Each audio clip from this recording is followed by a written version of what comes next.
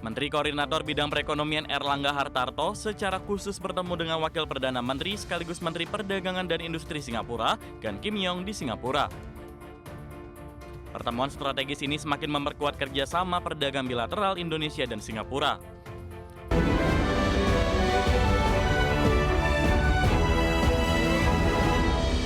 Hubungan ekonomi Indonesia-Singapura terus menunjukkan kinerja yang kuat dan konsisten. Pada tahun 2025, nilai perdagangan bilateral mencapai 32,86 miliar dolar Amerika, tumbuh positif 3,9% dalam 5 tahun terakhir.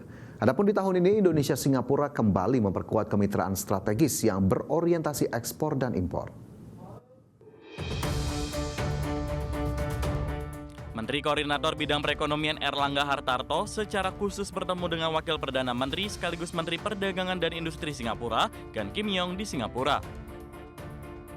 Pertemuan strategis ini semakin memperkuat kerjasama perdagangan bilateral Indonesia dan Singapura. Dalam catatan Kemenko Perekonomian, struktur perdagangan kedua negara saling melengkapi, di mana ekspor Indonesia didominasi energi dan komoditas bernilai tinggi, sementara impor mencakup energi olahan dan teknologi. Di sisi lain, Singapura juga menjadi investor terbesar dengan total lebih dari 75 miliar dolar Amerika dalam 5 tahun terakhir yang berkontribusi pada penciptaan sekitar 820 ribu lapangan kerja. Khusus di tahun 2025, investasi Singapura tercatat mencapai 17,4 miliar dolar Amerika. Sedangkan nilai perdagangan bilateral 2025 tercatat mencapai 32,86 miliar dolar Amerika, tumbuh positif 3,9% dalam 5 tahun terakhir. Menteri Koordinator Bidang Perekonomian Erlangga Hartarto menegaskan Singapura yang menjadi mitra strategis hingga saat ini masih sebagai tujuan ekspor terbesar kelima dan sumber impor terbesar kedua bagi Indonesia. Di mana kemitraan Indonesia dan Singapura ini semakin diperkuat melalui retret pemimpin antara Presiden Prabowo Subianto dan Perdana Menteri Lawrence Wong pada 2025 yang menghasilkan berbagai kesepakatan strategis lintas sektor. Kedepan, retret 2026 di Jakarta diharapkan memperluas kerjasama termasuk di bidang ekonomi hijau, riset, kesehatan, hingga pengembangan SDM. Kemitraan strategis Indonesia dan Singapura ini juga didukung oleh platform Six Working Groups atau 6WG. Kolaborasi terus didorong di sektor investasi, industri, transportasi, agribisnis, dan pariwisata. Dari Jakarta, IDX Channel.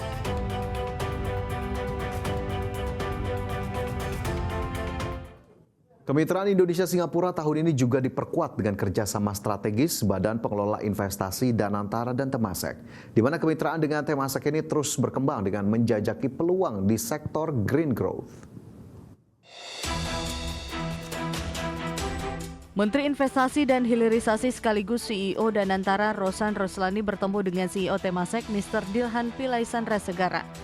Pertemuan strategis ini membahas perluasan kerjasama energi terbarukan, infrastruktur listrik lintas batas, serta pengembangan kawasan industri rendah karbon. Selain itu, pembahasan juga mencakup update kondisi global dan dinamika geopolitik, serta pertukaran perspektif dan best practices dalam pengelolaan investasi dan transisi energi, di mana portofolio Temasek di Indonesia menjadi fondasi untuk mendorong energi bersih, kawasan industri hijau hingga infrastruktur digital seperti data center yang didukung listrik rendah emisi. Rosan juga menegaskan kolaborasi ini akan memperluas investasi Temasek secara bertahap dari proyek yang sudah berjalan menuju inisiatif transformasional yang memperkuat hilirisasi, meningkatkan daya saing ekspor, serta menciptakan nilai tambah dan lapangan kerja di dalam negeri. Jakarta, Tim Liputan IDX Channel. Pemirsa, Iran dikabarkan mengajukan proposal baru kepada Amerika Serikat untuk pengakhiran perang. Namun meski mediator Pakistan telah menyampaikan proposal tersebut kepada Amerika Serikat, hingga kini belum ada kepastian apakah Amerika Serikat akan mempertimbangkannya. Iran dilaporkan telah mengajukan proposal baru kepada Amerika Serikat untuk membuka kembali Selat Hormuz dan mengakhiri perang. Dalam usulan tersebut, Iran menawarkan untuk menunda negosiasi nuklir demi fokus pada penyelesaian konflik. Rencana yang disampaikan melalui mediator di Pakistan tersebut menyerukan perpanjangan gencatan senjata agar kedua pihak dapat mengupayakan penghentian pertempuran secara permanen. Adapun pembicaraan terkait nuklir akan dilakukan di tahap selanjutnya, yakni setelah Amerika Serikat mencabut blokade di Selat Hormuz. Meski mediator Pakistan telah menyampaikan proposal tersebut kepada Amerika Serikat, hingga kini belum ada kepastian apakah Amerika Serikat akan mempertimbangkannya. Upaya untuk melanjutkan perundingan damai sempat terhenti akhir pekan lalu setelah Presiden Donald Trump membatalkan rencana kunjungan utusan Amerika Serikat. Dan di saat yang sama, Iran menegaskan tidak akan bernegosiasi selama masih berada di bawah ancaman. Pada Sabtu lalu, Trump mengakui adanya proposal baru dari Iran. Ia menyebutkan Teheran segera mengirimkan proposal sesaat setelah Trump memerintahkan para utusannya untuk membatalkan perjalanan ke Pakistan. Walaupun gencatan senjata sebagian besar telah bertahan sejak awal April, kedua negara masih mempertahankan blokade di Selat Hormuz. Hal ini membuat jalur distribusi energi utama tersebut praktis tidak dapat dilalui. Berbagai sumber IDX Channel.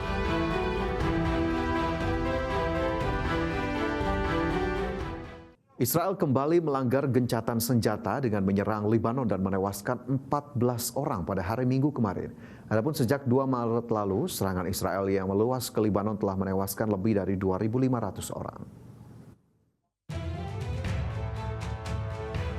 Setidaknya 14 orang termasuk 2 anak tewas dan 37 lainnya terluka dalam serangkaian serangan udara Israel yang menargetkan beberapa wilayah di Lebanon Selatan pada hari Minggu kemarin. Serangan terbaru ini menandai peningkatan eskalasi sejak gencatan senjata berlaku sejak 17 April lalu. Angka-angka tersebut dilaporkan oleh Kementerian Kesehatan Lebanon dan Kantor Berita Lebanon yang juga mengabarkan tentara Israel melakukan penghancuran yang menargetkan rumah dan infrastruktur antara kota Yaron dan Bin Jebel di selatan. Israel telah membombardir Lebanon dengan serangan udara dan melancarkan serangan darat di selatan sejak serangan lintas batas oleh Hizbullah pada 2 Maret 2026. Kawasan tersebut telah siaga sejak Amerika Serikat dan Israel melancarkan serangan udara terhadap Iran pada 28 Februari. Sejak 2 Maret lalu, serangan Israel yang meluas ke Lebanon telah menewaskan lebih dari 2.500 orang dan menyebabkan lebih dari 1 juta orang mengungsi menurut otoritas Lebanon. Gencatan senjata 10 hari pertama kali diumumkan pada 16 April lalu. Akan tetapi, gencatan senjata tersebut berulang kali dilanggar oleh Israel. Berbagai sumber IDX Channel. Informasi lain pemirsa, pemerintah terus mendorong pengembangan desa wisata sebagai motor penggerak ekonomi lokal. Menko Infrastruktur dan Pembangunan Kewilayahan Agus Harimurti Yudhoyono menegaskan kolaborasi dengan pendekatan infrastruktur dan konektivitas baik secara fisik maupun digital mampu menciptakan destinasi pariwisata yang berdampak signifikan pada perekonomian masyarakat setempat. Pemerintah terus mendorong pengembangan desa wisata sebagai motor penggerak ekonomi lokal, termasuk di kawasan transmigrasi. Menteri Koordinator Bidang Infrastruktur dan Pembangunan Kewilayahan, Agus Harimurti Yudhoyono, menegaskan pentingnya integrasi pembangunan infrastruktur dan konektivitas dalam mendukung sektor pariwisata. Menko AHY menyampaikan bahwa pendekatan tersebut diharapkan dapat memperkuat potensi destinasi wisata di berbagai daerah melalui sinergi lintas kementerian dan lembaga. Dan kita ingin mengisi ruang untuk terus mempromosikan pariwisata sebagai destinasi yang terus dijaga agar bisa sekaligus menumbuhkan ekonomi bagi masyarakat di berbagai daerah. AHY menambahkan bahwa kolaborasi dengan pendekatan infrastruktur dan konektivitas baik secara fisik maupun digital mampu menciptakan destinasi pariwisata yang berdampak signifikan pada perekonomian masyarakat setempat. Jakarta, Stephen Patinama, Fihir Fauzia, IDX Channel.